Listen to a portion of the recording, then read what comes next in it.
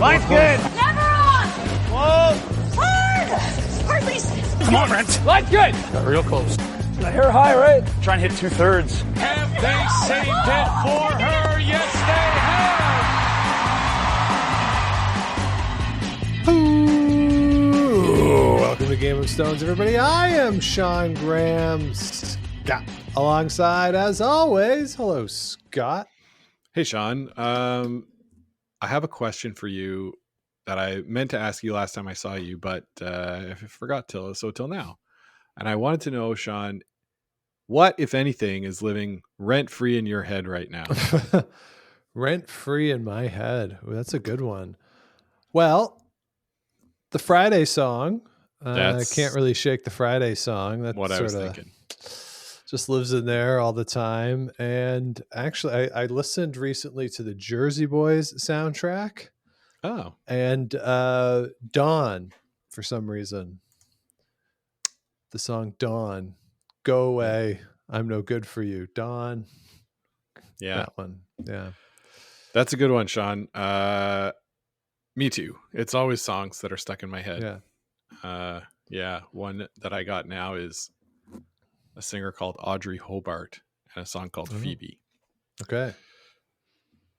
Look it up if you get a chance. Well, Or that's don't, what's been living. It's going to stick in your head. Well, yeah. That's what's been living in our heads rent free, and why we've been away for a little bit. But we're back. We are back to play a game. It's kind of a game. It's kind of like a recent talk about the news, but we're doing it in a game format, stolen as an homage to the great David Letterman. Now for a little something we call, Is This Anything?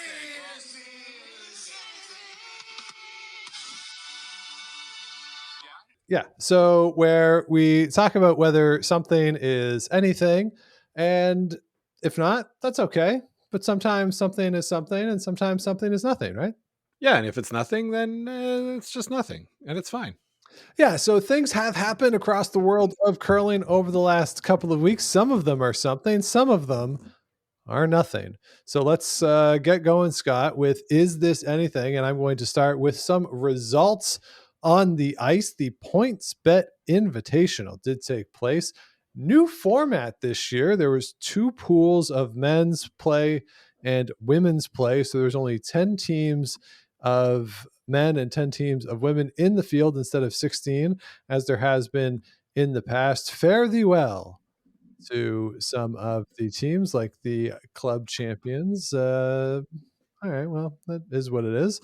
But in the finals, we have Matt Dunstone and Rachel Homan coming out on top. Dunstone beats Jacobs in the final. Homan beats Team Corinne Brown. Scott, is this anything? Yeah, I think this is something. This is the sort of biggest tune-up, like national tune-up before the trials. There's the Grand Slams, of course, but they feature some international competition. So this was sort of their chance to play with the Stones that they're going to play with at the trials, play against some of the teams. I think all of the teams that were there were going to be either at the trials or the pre-trials. Yep. And yardstick where you are at this moment, see if there's any things that you need to work on before that trials event. So I think it's something. The change in format, I believe, is only for this year. It could be that they stick to some kind of pool format in years going forward and make it the Canada Cup Redux. But we'll see. You know, if it shifts back to 16 team single elimination again, sure. Right. I think it was the teams that didn't like it being a single elimination event, because you'd play max 4 games, and to spend or devote a whole weekend to that is probably not the best bang for the buck. But yeah, so I think it's a little something. Okay. I don't think it's anything. It's an early season event. It's nice. I mean, yes, you're playing teams that you're going to see later on, but yeah, I don't know.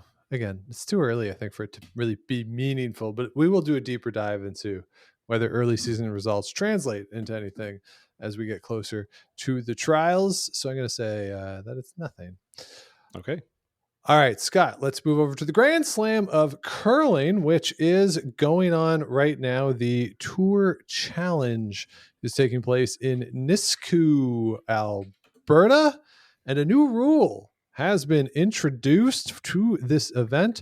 Of course, we have seen in the previous Grand Slams, I think the last one last year and then the first one this year, if I'm not mistaken, the no consecutive blank end rule that has been in play. We got a new one for the Tour Challenge, and according to the CEO of the curling group, Nick Sulsky, he thinks this one is here for a while. It is the one blank end per team per game. Per game. Rule. Wow. So what this means is that when you have the hammer, you are eligible to blank one end and one end only. If you blank a second end, the other team will get the hammer. Scott, Oh, is this anything? no, this is nothing. We've seen a lot of rules tried and nothing has really come of it. So I say we're just talking about the new rule, right? The blank end rule, yeah. Yeah, no, the new rule is nothing. Okay. So What do you here's think? my concern about this rule. As was my concern with the back-to-back blank rule, I like this one maybe a little less than the back-to-back blank end rule.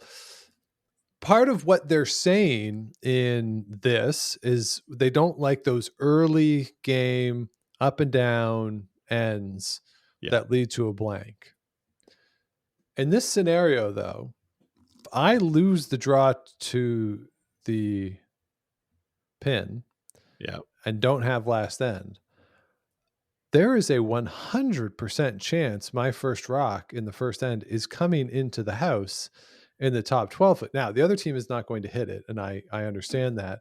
But if you're the team without the hammer in the first end, are you not incredibly incentivized to bring play into the house as early as possible to try to facilitate either a very cheap force or the blank end? Now, there's a somewhat interesting strategy decision that if you're the team with the hammer and the other team is successful in bringing the play into the house, what do you do? Do you burn that blank that could be of greater use later in the game, or do you take the cheap single and essentially maybe try to do the same thing to the other team? Like, I could just see a world here where Jason Gunlickson loses the draw to the pin, brings the play into the house because he's such a good hitter. The other team tries to do that to him, and we essentially end up with a 4-3 game or a 3-2 game. Like, I think these teams are good enough that if they so choose, they can hack this to the point where it doesn't necessarily eliminate the boring open ends they're trying to get rid of, and I think rightfully trying to get rid of. I just wonder if the teams will go along with it. Yeah.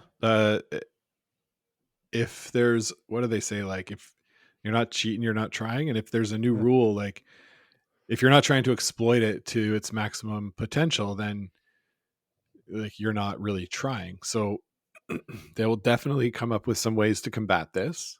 And then the question is, do we end up with more open ends that don't end in blanks? Which is, I would argue, like more boring than a well executed end that, we ranked the kind of blank ends that you can have. Something well executed by both teams that ends with like, well, we'll try this ideally for a blank. Maybe they get a steal, and then there's like no good outcome for you. Right. So yeah, and I don't think we saw enough of it with the back-to-back blank rule to get a real good sense of how teams were dealing with that. My sense of it was that the teams without the hammer weren't pushing it as hard after a blank end as I thought they might to get the cheap force. Yeah. So we'll see if that happens here. But again, if I'm losing the draw to the pin and the other team has the hammer, I'm doing everything possible to drag that play into the house in the first end. So We'll have to see what happens this week, and once the games start to be televised, I will we'll keep track of it as best we can. So there you go. So that's the new rule in the Grand Slams, and Scott says it's nothing. Nothing. Okay. All right, Scott, let's move on to something else here. This is a Curling Canada release. There is a new wheelchair curling pathway that has launched, and this is to maintain what Curling Canada is calling the momentum associated with Curling Canada's National Wheelchair Program. So the wheelchair curling pathway is, according to Curling Canada, a one-stop shop for athletes considering a path to high-performance wheelchair curling, and it reflects Curling Canada's deep commitment to supporting the growth of the sport. Alongside the launch, refining a coaching and consulting initiative to boost participation and organize athlete development is a top priority. So, community level athletes here can join in or get into this pathway program. I think it's a good idea to try to gain more participation, to increase not only participation at the wheelchair discipline, but also at the high level of the wheelchair discipline, because we have seen, Scott, the same, at least in Canada here, the same names continue to come up. And they do have the Next Gen program, which is wonderful. But there is, at least I think, after this cycle, probably we're going to be into some new blood territory for the wheelchair program, potentially some high turnover at that elite level. So this pathway program at the wheelchair level, at the wheelchair discipline, I think it's something. And with the wheelchair curlers having been invited to the Grand Slam, having at the first Grand Slam, having the parallel event there, more eyes on the sport, I think this could be something. Yeah, I think this could be something too.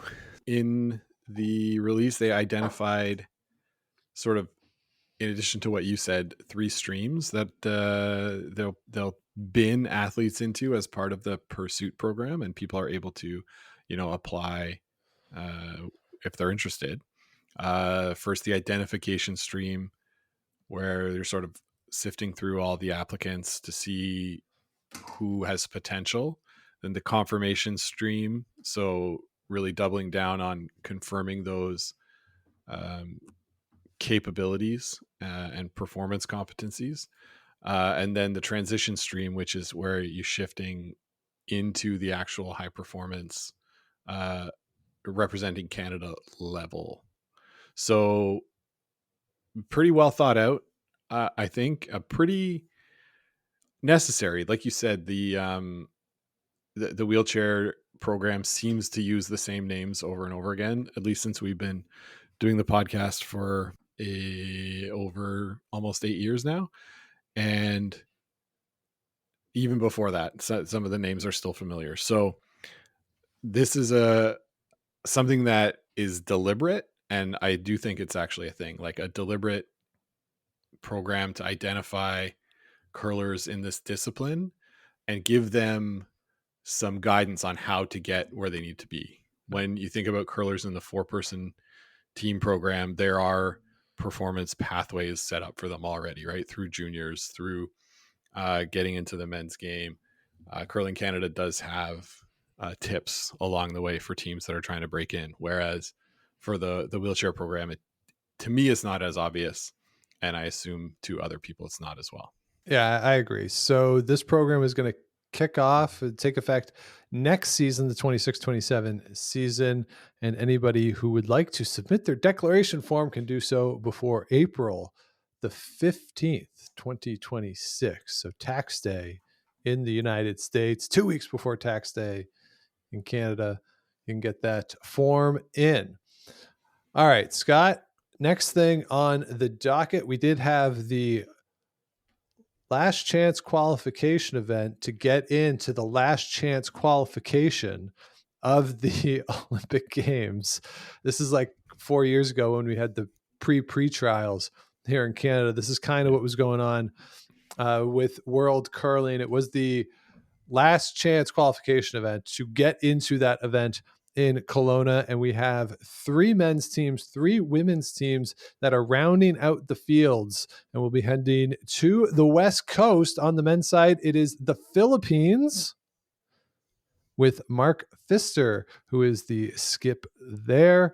The Polish men's team with skip Conrad Stitch, and the New Zealand men's team with Anton Hood and his squad. They will be representing the Kiwis at the last chance qualifier. On the women's side, it is Czechia with skip Hannah Sinekova, Germany, Kim Suter, and Australia with Helen Williams, and their teams are all in to the last chance qualifier. Scott, is this anything? Probably not. Good story for them. Yeah. But I don't expect any of them to qualify for the Olympics out of that last chance qualifier. Do you? No, but I will say I think it's very good for Anton Hood. I'm frankly kind of surprised they weren't already into the last chance qualifier, given the amount that they play. So that was actually kind of surprised me when I saw that they were in the field. I think the one that I think naturally stands out is the Philippines, and that they're in. Over the past 4 years, we've seen a lot of new associations join the World Curling Federation, new competitions, and we'll get to something that is also changing with the World Curling Federation that at least explicitly is designed to have greater participation, have new countries get into these world level events. And here we have a country that is newer to the scene, have some success, get to that last chance Olympic qualifier. I mean, Mark Pfister is a name that, is not necessarily unknown to curlers or certainly on tour and stuff. So I think this is kind of cool that the Philippines is going to be represented.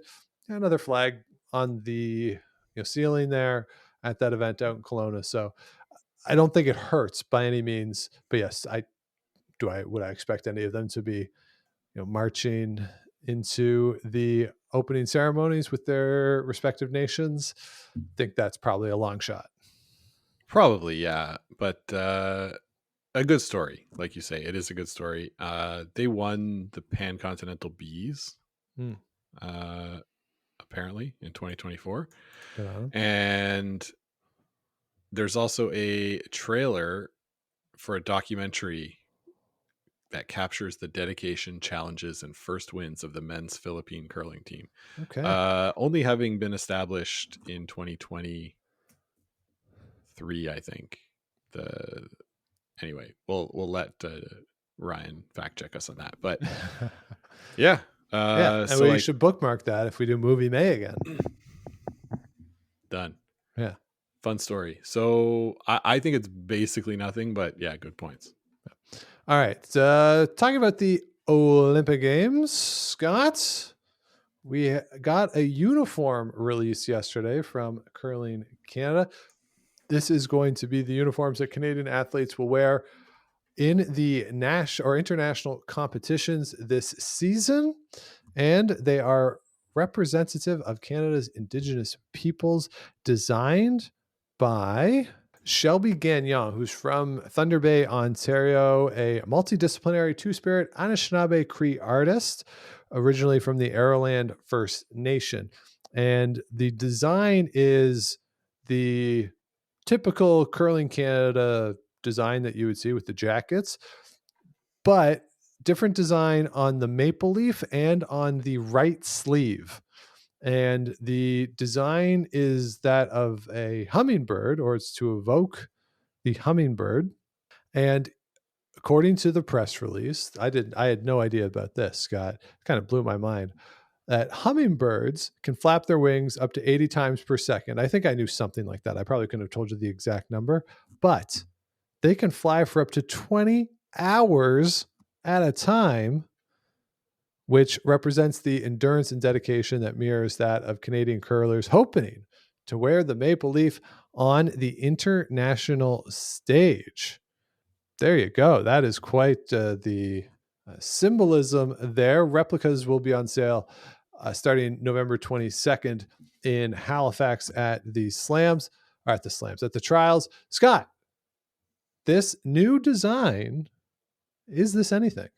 Yeah, I think this is something. It's pretty cool. Like you say, reading the press release and understanding the hummingbird and the significances as you described, but also that the hummingbird life cycle is about 4 years on average, mirroring that of the Olympic cycle. I think is pretty cool. We talked a bit about the design yesterday. I'm looking at them now. It's one sleeve has the design and one sleeve just has the maple leaf. Yeah. I gotta tell you, I think they look really good. A little disappointed by the font they've chosen for Canada on the front of their jerseys, but typeface. Sorry, not font, typeface. Yes. A little boxy. A little bit. But what are your thoughts? I like it. I think it's something like, can I sort of say it's something on two of the three of them?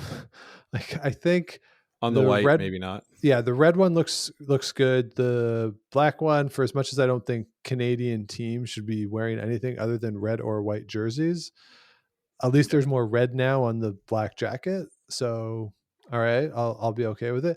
The white one, it's just, and this is just in the mock-up in the photo, you can't really tell that it's there. No. It sort of looks like a light gray on the white. So I would say on that one, at least from the photo, it doesn't really look like much on the sleeve. I do like the maple leaf design as well, sort of a reimagined maple leaf, a redesigned maple leaf. So I do like that on all of them.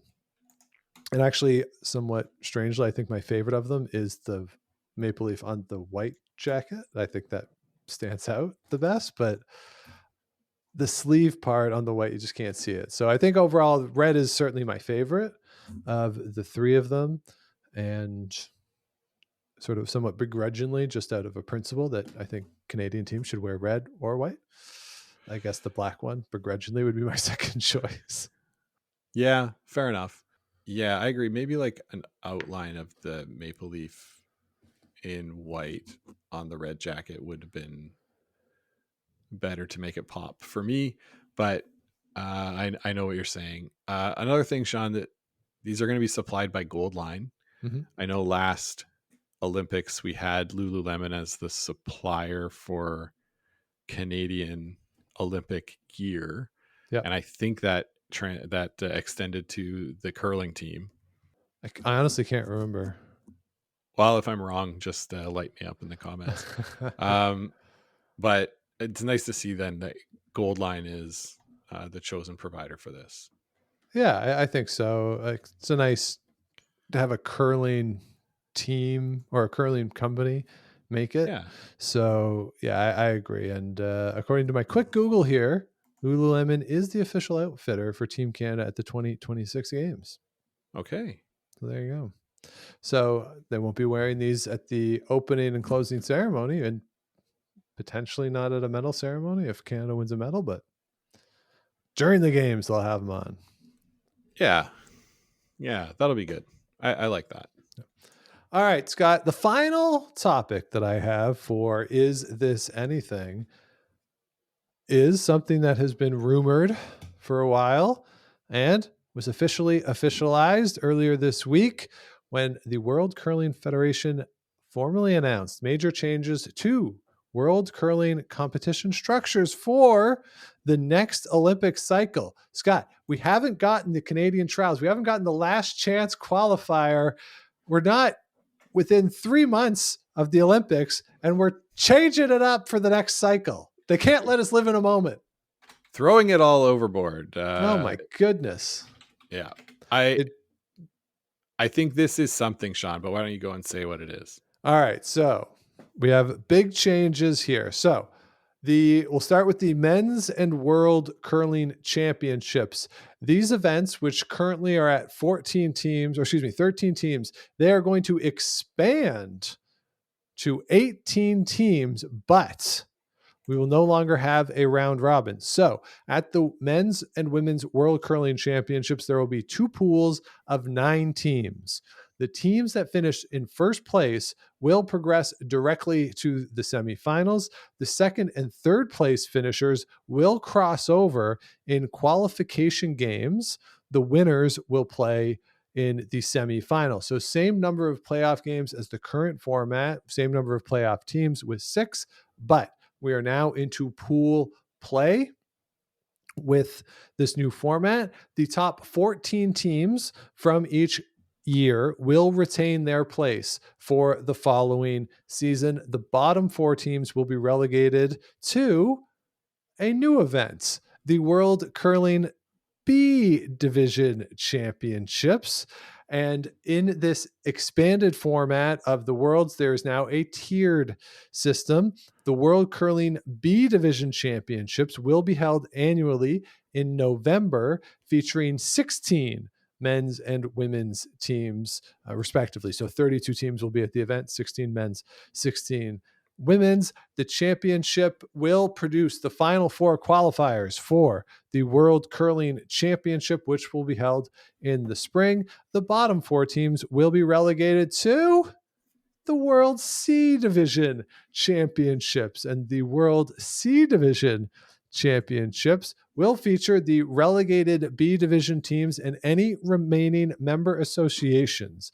They will be split into the Europe and Pan-Continental regions, and the top 2 teams from each region will be promoted to the B Division the following seasons.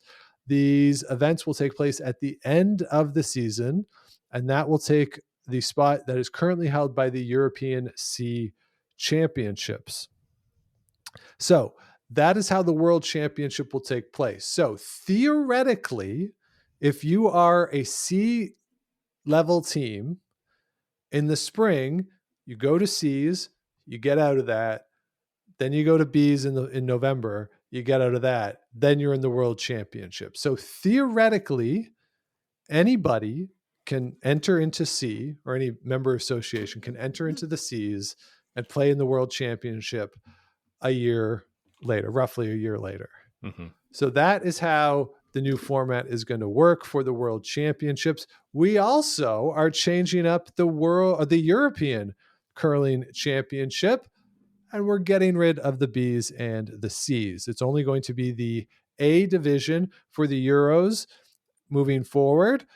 So that will be a standalone event featuring the top 10 European member association from the previous season's World Championship. So there's no qualifier. There's nothing coming out of the World C's or B's for this, but the 10 European member associations that finished the highest at the World Championship will make it into the European A division. Now, I just want to point something out, Scott, as I was going through this.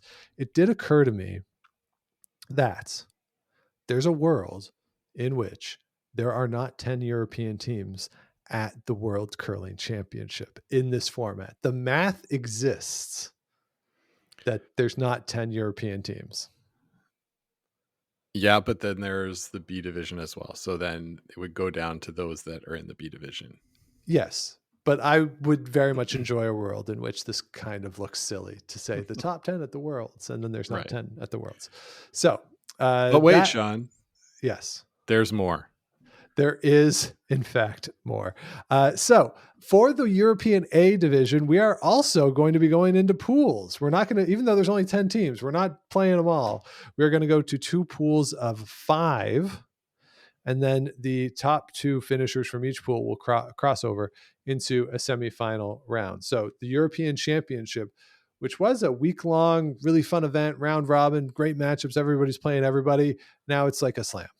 So 4 games and out, we're done. Yay. Yeah. All right. And to cap it all off, we're also going to change up the World Junior Curling Championship. Starting in 2027, the World Juniors will change. It will expand to 16 men's and women's teams, going to pool play, 2 pools of 8 teams each. The top 3 teams from each pool will advance to that same format of the playoffs as the men's and women's World Curling Championship. The bottom 3 teams will be relegated to the World Junior B Curling Championships. And I think pretty notably here, Scott, all games are going to be 8 ends at the junior level. Now, they are going to announce how the divisions are going to be allocated for the junior. They have a couple more years to figure all that out. But to me, the standout from that is the 8 ends. That is the press release. That is the information. That is the confirmation we got from the World Curling Federation. Is this anything? Big time. This is something, Sean. This is probably the biggest thing we've talked about in 6 months.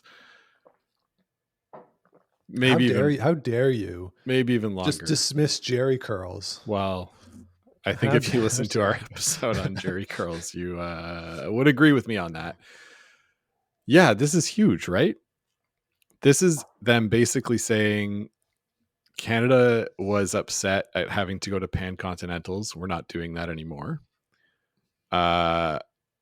This was likely some European teams saying there's too much on the line at the Euro Championships when it comes to Worlds.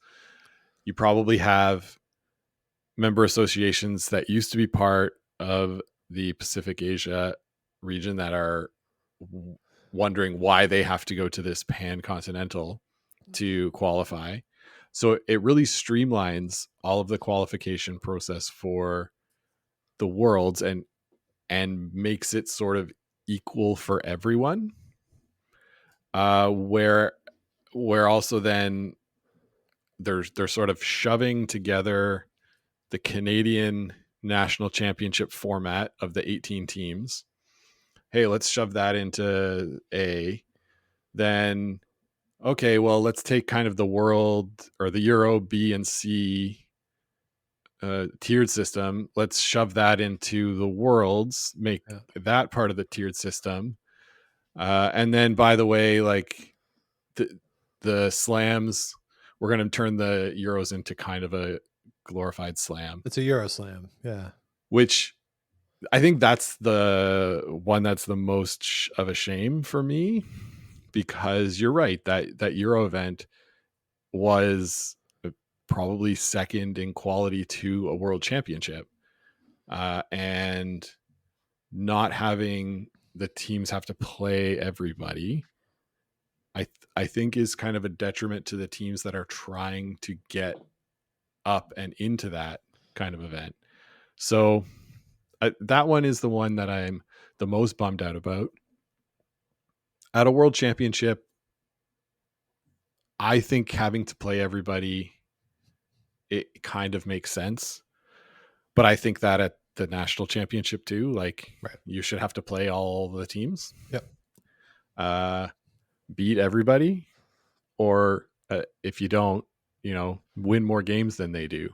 Sure. If you lose to them. So yeah, that's my thoughts on it. What are your thoughts?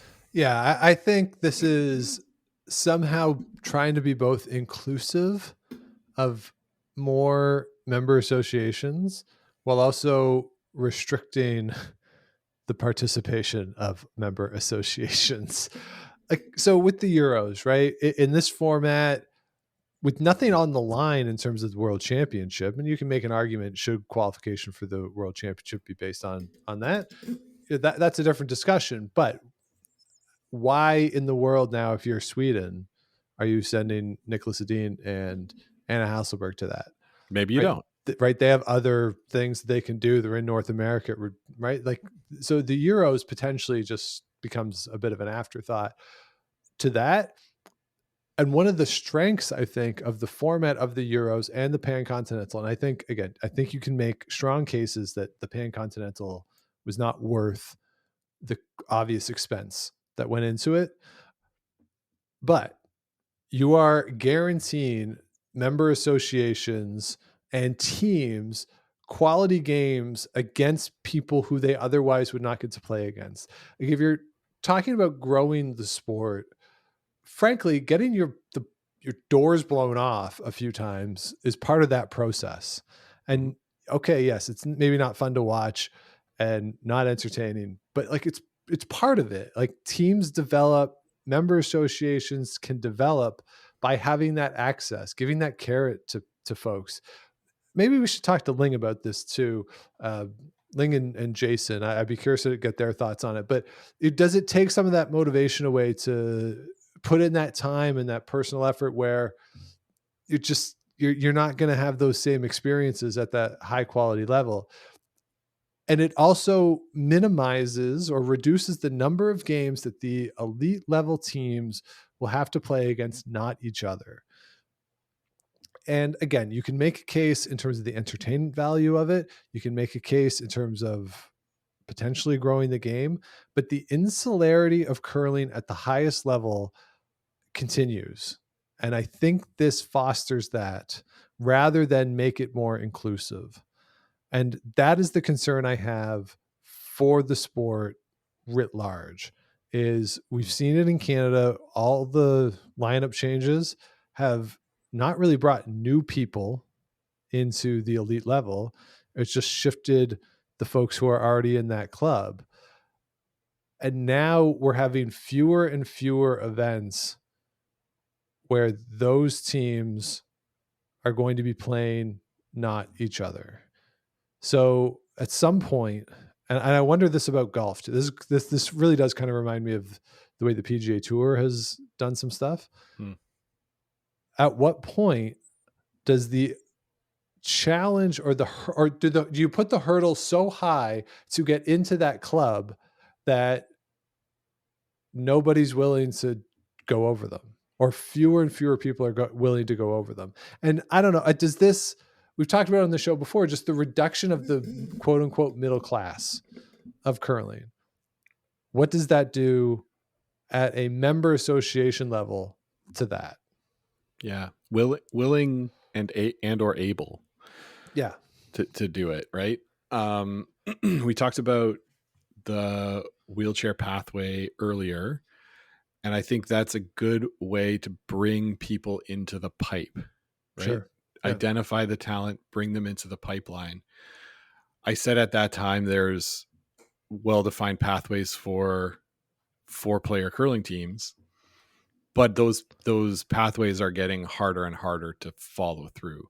And we're seeing it with the young teams that come up through the junior ranks. And then it takes them a long time to either churn, right, and struggle at the low level events to earn enough points to get invited to a slam event or an A-tier list event. But like, you're right, there's no way that they're playing in their Thursday night league against Team Kevin Cooey at the at the Saville. Like, it would have been 15 years ago, right? Where those teams are like regularly playing against local competition. And I think when we talk about the expansion of the slams, the expansion of the fall season, all the top teams are on the road all the time playing each other. And I think that's on purpose for the high performance program. But where does it start to rub off on that next gen? I think for Curling Canada, they've got a plan. I will sort of defer and say I think they have a plan. I don't know. Yeah. I think they do too. Yeah, the next gen program is good, and I think there's pathways to it. But at for the world level, for other member associations that don't have the resources or the broad member base, I don't know. Like, I don't know how it gets funded and how that translates into teams that are willing to do it and put in the work and go. Yeah, that's a shrinking middle class is a good way to put it. Yeah, I mean, this does help a team like Lucas Klima, I think. Right? They're not necessarily scrambling every year now to get into the World Championship. They should be in the top 14 each year, unless they really have a terrible week. But they should be, right? So a team like that, maybe it helps them. But you're just shifting the bubble, right? Yeah. So again, we'll have to see on this one. And yeah, I think maybe we should reach out to Ling and Jason and some other folks who have represented their countries at these events. Maybe Jonathan and Ryan will talk about this as well. But Yeah. it's I think a pretty seismic shift here in the world of curling, and from a practical perspective as well. Now you're looking at, I don't know, you're making the world championship longer, potentially. Like 2 pools of 9 for 18. That means that so each pool has 9 draws, 18 draws. Maybe it's actually not that many more draws. I think it works out to the same, Yeah. but you just don't play everybody. Yeah. So you know, it kind of, you look forward every year to, you know, that Brad Gushu, Nicholas Adine matchup, or Canada, Scotland. Maybe they're on opposite sides. Maybe they don't meet in the playoffs. Then you don't get it. And you're like, well, what are we even doing here? Yeah. It's not ideal, but we'll have to see what happens over the next 4 years. But this is going to be the system through the 2030 Olympic Games in France. And France will be a player when we're talking about spots moving forward. So that's actually a member association to keep an eye on as we head to 2030. And there you go, Scott. That's Is This Anything? Well, I think it has been something. So yeah, thanks, Is John. This Anything has been something. That is true. Yes, and that will do it for this week. If you have not yet, please do subscribe wherever you get your podcast. Like, rate, comment, all that good stuff. Helps other people find the show, keeps us growing. Of course, head on over to GameStonesPod.com. Past episodes there under the podcast or under the episode tab, merch under the merch tab. If you want to reach out, let us know what you want to hear on the show, GameStonesPodcast at gmail.com. Scott, peek behind the curtain.